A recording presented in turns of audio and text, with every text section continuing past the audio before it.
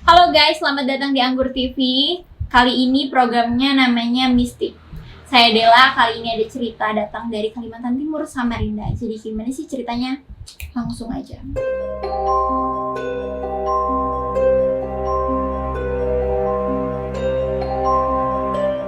Jadi cerita ini datang dari Kumparan Travel.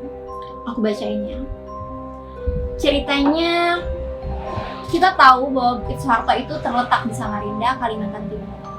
Selain itu gunanya untuk flora dan fauna Indonesia di Kalimantan, nyatanya Bukit Soeharto itu kerap dipenuhi cerita horor dan mistis. Seperti kisah para Romusa yang bekerja pada zaman penjajahan Jepang atau kecelakaan lalu lintas yang terjadi di sekitar situ. Berangkat dari kisah-kisah mistis ini, Kumparan menemukan seorang laki-laki yang pernah merasakan sendiri pengalaman mistisnya saat berada di sekitar Bukit Soeharto. Pria ini enggan disebut nama aslinya, jadi kita panggil aja dengan Bri. Saat dihubungi Kumparan melalui WhatsApp, Bri bercerita tentang pengalamannya saat dinas di Kalimantan Timur, Samarinda. Menurut penuturannya, pada tahun 2013, ia mendapat tugas dari Jakarta menuju Samarinda. Karena tidak mendapatkan jadwal penerbangan menuju langsung ke Samarinda, dia memutuskan untuk berangkat melalui jalur Balikpapan dan melanjutkannya dengan jalur darat. Perjalanan darat memakan waktu sekitar 3 jam dari Balikpapan menuju Samarinda, tentu saja melewati Bukit Soeharto. Bagi Bri, Bukit Soeharto bukan hanya memiliki pemandangan yang meneduhkan, tetapi hutan ini juga dipenuhi pepohonan yang rindang. Namun saat melintasi kawasan Bukit Soeharto, Bri merasakan suasana yang tidak biasa. Dia merasakan halut, sedih, marah, penuh kelam dan duka gitu. Iya, ketika masuk ke wilayah Bukit Soeharto itu suasananya sudah nggak enak. Auranya campur-campur antara sedih, marah, duka, kelam. Katanya saat ditanya Kumparan. Bri dikenal paling sensitif di antara teman-temannya. Tapi ia menampik bahwa ia diikuti oleh makhluk astral. Kalau diikutin, nggak ada perasaan kayak gitu, katanya. Sayangnya, ketika tiba di Samarinda, perasaan ganjil itu muncul lagi. Kemudian jadi nyata. Ketika tiba di hotel, Bri mendapatkan sebuah kamar dengan fasilitas twin bed. Jadi kasurnya ada 2 gitu. Dan jendela menghadap ke pelabuhan. Merasa nggak enak, Bri meminta hotel untuk mengganti kamarnya dengan kamar yang lain. Tapi karena masalah teknis, ia tidak jadi mengambil kamar alternatif tersebut dan memilih tidur di kamar yang kasurnya 2 tadi. Saat sedang berada di toilet, ia samar-samar mendengar seorang pria meminta tolong. Tolong, antar kami pulang. Begitu kira-kira. Mengira suara itu berasal dari kamar lain, Bri yang sedang ada di hotel tidak ambil pusing dan langsung kembali tidur. Ia menghabiskan waktu mengeksplorasi kota hingga malam hari dan pukul 10 malam ia pulang. Sepulang jalan-jalan, ia pun memutuskan untuk mandi, berbersih-bersih, bergegas tidur. Sampai pada akhirnya ia mendengar kembali suara yang tadi. Suaranya jauh lebih jelas daripada tadi siang. Pukul 12 malam, Bri sudah terlelap sampai ia bermimpi didatangi 2 orang pria yang bercucuran darah. Satu di antaranya tidak punya leher, yang satunya bercucuran dengan darah dengan postur yang tinggi dan lehernya hampir putus. Usianya kira-kira 45-50, mengenakan pakaian berwarna biru cerah yang dipasangkan dengan jeans biru muda. Tolong, antar kami pulang, kata mereka pada Bri yang sontak membuat Bri ketakutan. Aku juga jadi merinding. Bri bernapas tersengal-sengal. Ia membuka mata dan menyadari ia sudah meringkuk di kasur, membelakangi kasur yang satunya tadi. Sedangkan di depannya ada kaca jendela yang menampilkan 2 sosok pria astral tadi. Ketakutan, Bri mencoba menutup mata, tetapi ia malah merasakan hembusan hangat di telinganya.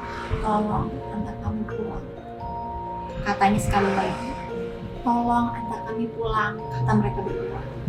Bri memberanikan diri langsung bangkit dan keluar dari kamarnya, terus pergi ke balkon hotel. Di tengah ketakutan, Bri langsung telepon temannya yang di luar pulau. Temannya menyarankan agar Bri mengantar mereka berdua pulang. Karena menurut mereka, mungkin si Bri itu cukup kuat untuk menghadapi mereka. Singkat cerita, setelah pekerjaannya selesai, Bri memutuskan untuk pulang secepatnya dari Samarinda. Ia memesan bus travel yang untuk mengantarkannya ke Balikpapan. Bri beruntung ia mendapatkan bus terakhir di hari itu. Tanpa mengindahkan saran teman tadi untuk mengantar 2 orang makhluk astral, Bri bersama seorang penumpang lain yang berusia 30 tahunan memasuki mobil dan membelah jalan. Baru setengah perjalanan, badan Bri langsung lemas. Ia panik dan ketakutan.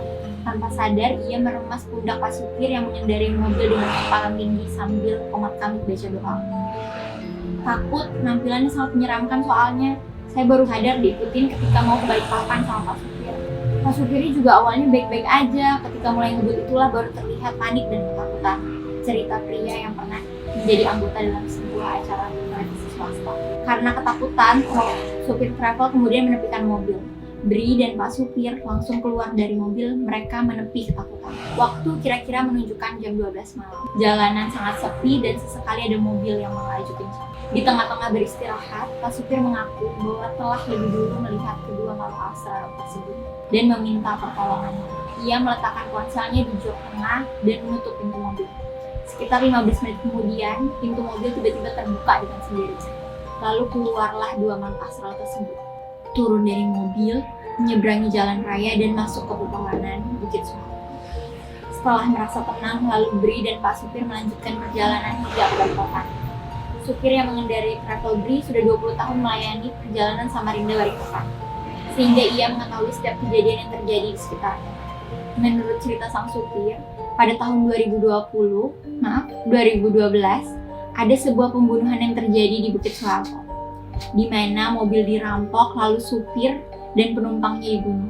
Salah satu di antaranya dipenggal hingga putus. Sebelum meninggal, korban tinggal di hotel yang juga ditepati oleh Bri tadi, tanpa pernah check out karena telah meninggal terlebih dahulu. Lantas mengapa arwahnya di hotel bukan di Bukit Suharto?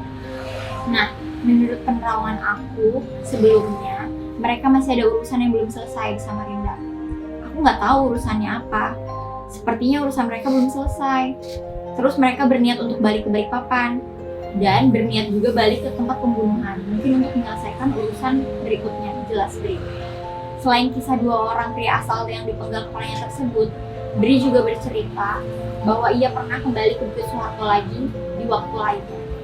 Dulunya pernah ada pekerja Romusa yang meninggal di sana waktu penjajahan Jepang. Jadi banyak arwah penasaran yang gentayangan di sana. Banyak yang dikubur di Bukit Suharto, kuburannya nggak layak, nggak bertanda, tutur pria yang menggunakan nama Bri. Karena penguburan yang dilakukan secara tidak layak dan tanpa tanda, Bri mengungkapkan bahwa kamu bisa saja tidak sengaja menginjak kuburan orang-orang tersebut. Secara sekilas kamu tidak akan melihat tanda-tanda tersebut, kecuali memang kamu memperhatikan secara khusus. Nggak kelihatan soalnya, susah kalau kitanya polos. Kalau mau sedikit aware, suasananya sih kerasa. Biasanya udaranya terasa engap, sedikit sesak buat napas, itu tanda-tanda dasarnya. Kalau yang sensitif sih pasti bisa ya tahu, katanya.